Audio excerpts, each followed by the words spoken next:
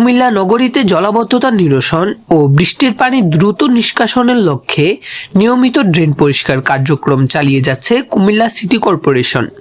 তবে পরিষ্কার পরিচ্ছন্নতা কার্যক্রমের সময় ড্রেনের ভিতর থেকে বিপুল পরিমাণ পলিথিন, প্লাস্টিকের পানির বোতল, গৃহস্থলী বর্জ্য এবং জমাটবদ্ধ মাটি বালু উদ্ধার হচ্ছে, যা পানি প্রবাহে বাধা সৃষ্টি করে জলাবদ্ধতার অন্যতম কারণ হিসেবে চিহ্নিত হচ্ছে। সিটি কর্পোরেশনের সূত্র জানায়, নগরীর বিভিন্ন এলাকায় ড্রেন পরিষ্কারের সময় দেখা যায় অনেকেই অসচেতনভাবে পলিথিন, প্লাস্টিক ও অন্যান্য আবর্জনা ড্রেনে ফেলছেন। ফলে ড্রেনের স্বাভাবিক প্রবাহ ব্যাহত হচ্ছে এবং সামান্য বৃষ্টিতে বিভিন্ন এলাকার পানি জমে জনদুর্ভোগ সৃষ্টি হচ্ছে। নগর পরিকল্পনাবিদ ও সচেতন মহল মনে করে, শুধু অবকাঠামো উন্নয়ন বা ড্রেন সংস্কার করলেই সমস্যার স্থায়ী সমাধান সম্ভব নয়।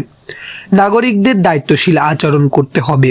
তারা বলেন, জনগণ সচেতন হলে এবং নির্ধারিত স্থানে বর্জ্য ফেললে সিটি কর্পোরেশনের উন্নয়ন ও সংস্কার কার্যক্রম আরও কার্যকর হবে বলে এবং জলাবদ্ধতা অনেকাংশে কমে আসবে। এ বিষয়ে কুমিল্লা সিটি কর্পোরেশনের প্রশাসক ইউসুফ মোল্লা টিপু বলেন, নগরীর পানি নিষ্কাশন ব্যবস্থা সচল রাখতে ড্রেন পরিষ্কার ও রক্ষণাবেক্ষণের কাজ নিয়মিতভাবে চলমান রয়েছে। তবে নাগরিকদের সহযোগিতা ছাড়া এ কার্যক্রমের সুফল পুরোপুরি পাওয়া সম্ভব নয়। সবাইকে ড্রেন ও খালে বর্জ্য ফেলা থেকে বিরত থাকতে হবে। সিটি কর্পোরেশন সূত্র জানা গেছে, বর্ষা মৌসুমকে সামনে রেখে নগরীর গুরুত্বপূর্ণ ড্রেন, নালা ও পানি প্রবাহের পথগুলো পরিষ্কার করার বিশেষ কার্যক্রম পরিচালিত হচ্ছে। সংশ্লিষ্টরা মনে করছেন, সিটি কর্পোরেশনের উদ্যোগের পাশাপাশি নাগরিক সচেতনতা বৃদ্ধি পেলে কুমিল্লা নগরীতে জলাবদ্ধতা নিরসনে ইতিবাচক পরিবর্তন আসবে।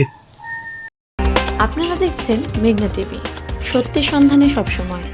এছাড়া দেশ বিদেশের নিত্য নতুন খবর জানতে মেঘনা টিভির ফেসবুক পেজ facebook+meghna tv.vd তে লাইক দিয়ে আমাদের সাথেই থাকুন।